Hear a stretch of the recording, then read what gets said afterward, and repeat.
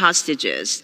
The waiver did nothing to deter Iran from its continued attempts to destroy Israel. H.R. 6323 does not affect past waivers, but it will help ensure that waiver authority cannot be abused. This bill will require Iran to end its support for international terrorism before another waiver could be invoked. If Iran continues to fund terror and the White House seeks a sanctions waiver, this legislation will give the Congress a period to review that action. It will also give Congress an opportunity to reject a misguided waiver. That is common sense. This bill does not discriminate between Republican and Democratic administrations. Any president that wishes to facilitate Iran's access to the global financial system will have to notify Congress 30 days in advance. So contrary to ranking member's assertion, this is reasonable measure that put guardrail. So right now, the president has to notify Congress 15 days before waiving the sanctions.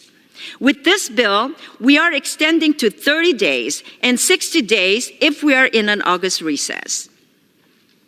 The review period will allow Congress to examine the merits of the waiver and pass a joint resolution of disapproval under expedited procedures, which would prevent the waiver from taking effect. Alternatively, Congress can choose to support a waiver or not to act at all. In both of those cases, the waiver would go forward. Some of my colleagues on the other side of the aisle said yesterday that they will not be supporting because they don't trust Congress to act. I want to emphasize that if there is inaction from Congress, the president will be able to proceed with that waiver. Additionally, some of my colleagues on the other side of the aisle will say that this bill does nothing to counter Iran and its growing aggressiveness. Well, I have to disagree with those of my colleagues who say that. Certain actions by the administration have paved the way for Iran to not fear the consequences of its actions. H.R. 6323 does not prejudge future waivers. It simply gives members a say before Tehran can get its hands on any additional funds. This congressional review process is taken from an existing law targeting Russia, the Countering America's Adversaries Through Sanctions Act, which passed the House in 2017 by a vote of 419-3. We can all agree that Tehran deserves much scrutiny as Moscow. So I'll finish with this. Nothing in H.R. 6323 affects existing sanctions exemptions for food, medicine, and medical devices. These are blanket exceptions that Congress has already built into the sanctions laws that we are discussing today. And nothing in this legislation would change that. The Financial Services Committee passed this legislation in November in a bipartisan vote of 30-19. So I'm confident that it will receive support from members of both sides of the aisle if it is considered on the House floor. So I urge all of my colleagues, both sides of the aisle, Democrats and Republicans, to take action to confront Iran and stand with our greatest ally, Israel. Support H.R. 6323, and I yield the balance of my time. Thank you. I'd like to reserve. I'm prepared to close. The gentlewoman is recognized. I yield to myself such time as I may consume. Mr. Speaker and members, if my GOP colleagues wanted to combat terrorism finance, the way to do that is not through convoluted congressional waiting periods and lengthy proposal processes tying the president's hand. Rather, I have a solid bipartisan bill to propose, one which passed our Financial Services Committee markup with a unanimous vote of 50-0. That bill, my bill, is the Stopping Illicit Oil Shipments Act of 2023, H.R. 6365. The bill would target Iran oil shipments and the Iranian Ghost Fleet, which is one of the biggest sources of funds for the terrorist Iranian regime. Iran and Russia both use this tactic to circumvent U.S. and allied sanctions. In fact, it is estimated that 2 million barrels of oil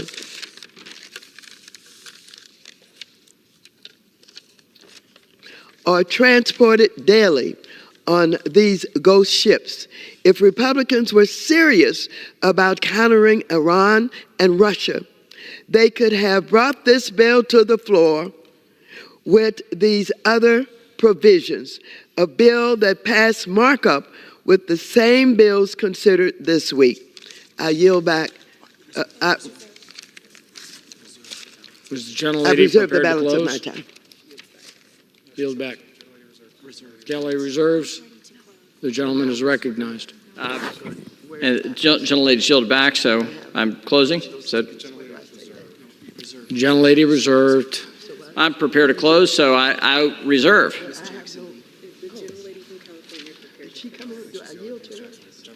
Oh, wait a minute. You coming on? Gentlelady from California is recognized. I now yield 1 minute to the gentlewoman from Texas, Ms. Jackson Lee. The gentlewoman is recognized for 1 minute. Where's my closing stuff? Excuse me.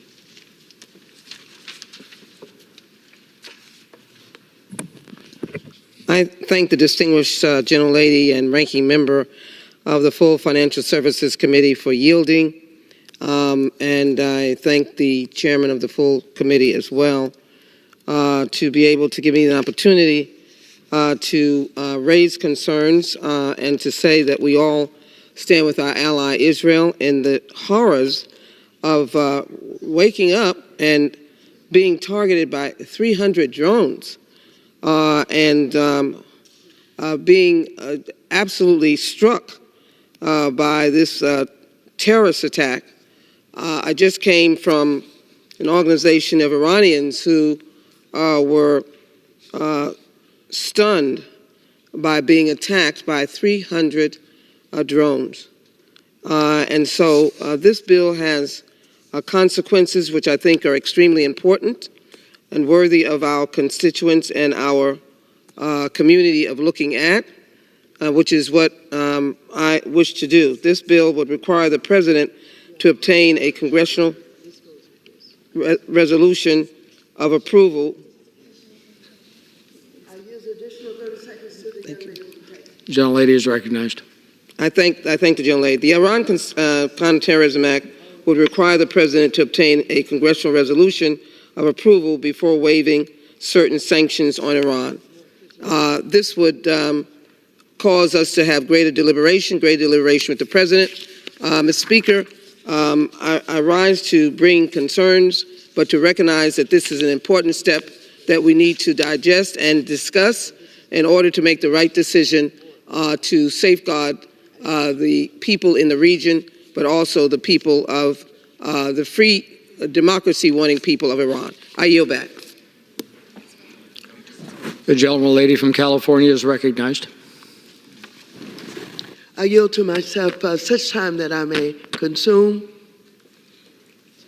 In September of this year, the Biden administration negotiated an exchange with Iran for the release of 5 American citizens detained by Iran. In exchange, the Biden administration agreed to not block the transfer of the Trump-approved $6 billion in Iranian assets that were the proceeds of Iranian oil purchased by South Korea.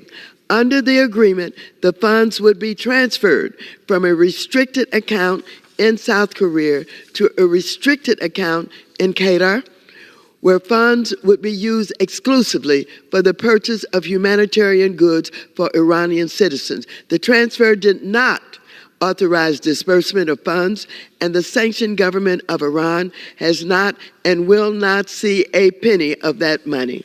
Moreover, Treasury has stated that the U.S. and Qatar have agreed to effectively block the funds for the foreseeable future. It is not accurate, contrary to the Republican claims, it is not accurate to tie this $6 billion to Hamas's attack on October 7th, because that attack was in planning for multiple years, likely beginning under the Trump administration. I reserve the balance of my time. Reserve. Where's my close? And from California is recognized. Is she prepared to close? Mr. Speaker, I have no further speakers, and I'm prepared to close if the gentleman from North Carolina has no further speakers. The gentlelady is recognized. Mr. Speaker, I yield myself the balance of the time. Last Sunday, we received notice that the majority would be moving several financial services bills the very next day. This has put members and staff in the difficult position of assessing and understanding multiple complex bills in a matter of hours in order to cast an informed vote. The justification for jamming these bills so quickly is allegedly to respond to Iran's attack on Israel over the weekend, instead of taking the time to work in a bipartisan manner on bills that would actually increase pressure on Iran. Republicans are politicizing this moment, pointing the finger at the Biden administration and rushing to pass bills like this one that don't actually provide any real solutions in response to Iran's latest attacks. They are just simply desperately trying to prove that they are doing something instead of taking the time to do something meaningful that actually has a chance to pass the Senate also. Democrats and Republicans agree that we should be doing everything possible to crack down on Iranian leaders and terrorists. But instead of debating legislation that will accomplish this shared goal, we are here debating legislation that will only make it harder for us to respond quickly to crises. But simply, this bill would endanger our own national security and degrade our international standing. For these reasons, I oppose this bill and urge my colleagues to do the same. I yield back the balance of my time. The gentlelady reserves. Excuse me. Gentlelady yields. The gentleman from North Carolina is recognized. Thank you, Mr. Speaker. I yield myself the balance of my time. Gentleman is recognized. Mr. Speaker, I'd like to just underscore a few points here. This bill was reported out of committee in November. Publicly available to members, we reported this bill out with bipartisan votes coming out of committee. My expectation is here on the House floor is we would likewise have a bipartisan vote. Number one. Number two, this is applying the same standard to the Iranian regime that we have provided to the Russian regime, which says if you're going to waive sanctions, we got to have a say here in Congress. We have to know what you're doing and why. Now, that was the standard for my Democrat colleagues for a Republican administration. But now my Democrat colleagues don't have that same standard for a Democrat administration, which, Mr. Speaker, I think is more partisan than it is in the national interest. Additionally, it's not just the question of the administration, it is the question of our relationship and our approach to Iran. So we're going to take Russia more seriously than Iran? I don't think that's in our national interest. I don't think that that's in the interest of international stability. And so there are a number of things that I raise here that I think are important parts of the debate. This is a bipartisan approach to waivers that is a good standard, whether it's a Democrat administration or a Republican administration, whether or not Republicans or Democrats are on the House or Senate. And it says to Iran that we're going to treat them similarly to how we treat the Russian regime. And look, we've got to stand against the aggression of Tehran. in their efforts to destroy Israel, its pursuit of nuclear weapons, to its export of drone technologies to Russia. We should stand against that. And I think this week we're making a statement that we do stand against that, and this Congress is making bold statements this week. And I predict we'll make more bold statements this week. And so with that, Mr. Speaker, I urge the adoption of this bill, and I yield back. All time for debate has expired. Pursuant to House Resolution 1149, the previous question is ordered on the bill as amended. The question is on engrossment and third reading of the bill.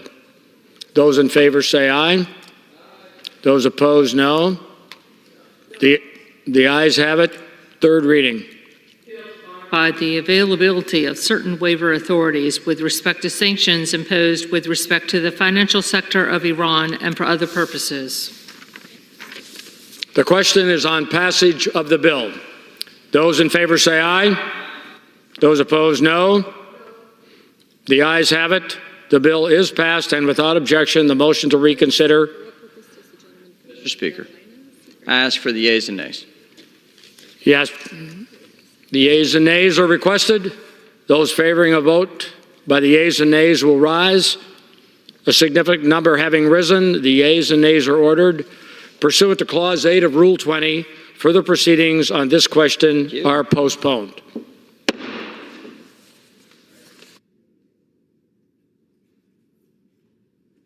The Chair will now entertain requests for 1-minute speeches. Mr. Speaker. For what purpose does the gentleman from North Carolina seek recognition? I move the House do now adjourn. The question is on the motion to adjourn.